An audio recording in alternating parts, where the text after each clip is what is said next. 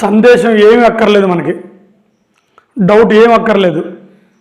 ఈ తరం నటుల్లో young tiger NTR గారు one of the India's best actors. నాకు తెలిసి ఎన్టీఆర్ గారి వాయిస్లో అద్భుతమైన మౌల్డేషన్ ఉండేది. తెలుగు ఆయన గొంతులో నిజంగా తీయంగా నవరసాలు పలుకుతూ బయటకు వచ్చింది. ఇప్పుడున్న వాళ్ళల్లో నాకు తెలిసి గొప్ప నటులు చాలా తక్కువ మంది ఉన్నారనుకో ఇండియా వ్యాప్తంగా. అందులో ఎన్టీఆర్ గారు ఒకళ్ళు, మీకు ఏ డౌట్ అక్కర్లేదు. ఈ మాట నేను అనలేదు. మొన్న దేవర సినిమా ప్రమోషన్స్ కోసం పోయిన మంత్ 28న మన కొరటాల శివ గారు ఎన్టీఆర్ గారు జపాన్ వెళ్ళారు. అక్కడ జపాన్ మీడియా ఒక ప్రశ్న అడిగింది. ఏమని అడిగిందంటే, సార్ మీకు ఏదన్నా డ్రీమ్ ప్రాజెక్ట్ ఉందా? ఆ డ్రీమ్ ప్రాజెక్ట్లో ఎవరితో చేయాలనుకుంటున్నారు? మీ ఇండియాకి సంబంధించిన ఏదైనా సరే ఒకటి రీమేక్ చేయాల్సి వస్తే ఏం చేస్తారని అడిగారు. అప్పుడు కొరటాల శివ గారు పక్కన ఎన్టీఆర్ గారు కూర్చున్నారు. అప్పుడు కొరటాల శివ గారు ఇలా చెప్పారనమాట. ఏమని? మా సౌత్ ఇండియా ముఖ్యంగా తెలుగులో ఒక డైరెక్టర్ ఉండేవాళ్ళండి, కె విశ్వనాథ్ గారు అని.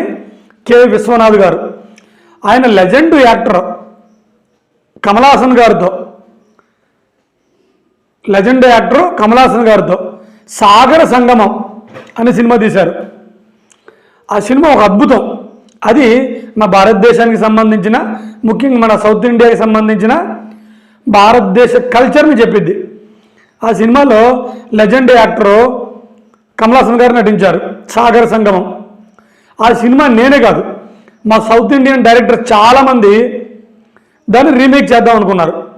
ఇక్కడ విచిత్రం ఏంటంటే, ఆ సౌత్ ఇండియా డైరెక్టర్స్ అందరూ, తమిళ డైరెక్టర్స్ కానివ్వండి, తెలుగు డైరెక్టర్స్ కానివ్వండి, లేకపోతే కన్నడ డైరెక్టర్స్ కానివ్వండి, వీళ్ళందరూ కూడా దాన్ని రీమేక్ చేద్దాం అనుకున్నప్పుడు విచిత్రంగా వాళ్ళందరూ ఎనానమస్గా సెలెక్ట్ చేసుకున్న పేరు ఎన్టీఆర్ గారు అని జపాన్ మీడియాకి ఎన్టీఆర్ గొప్పతనం గురించి చెప్పారు.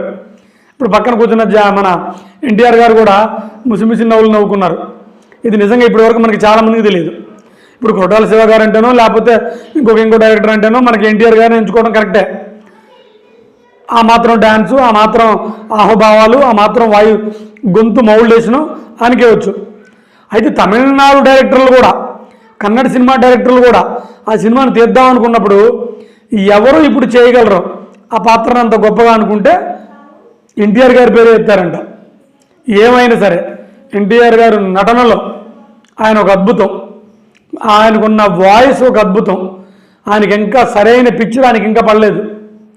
ఏమైనప్పటికీ వార్త విన్న తర్వాత నుంచి ఎన్టీఆర్ అభిమానులు పండగ చేసుకోవాల్సిందే. నేను మళ్ళీ మిమ్మల్ని ఒకసారి రిక్వెస్ట్ చేస్తున్నాను, కొత్తగా ఈ యూట్యూబ్ ఛానల్ పెట్టాను, కొంచెం సబ్స్క్రైబ్ చేసి ఎంకరేజ్ చేయమని కోరుకుంటున్నాను.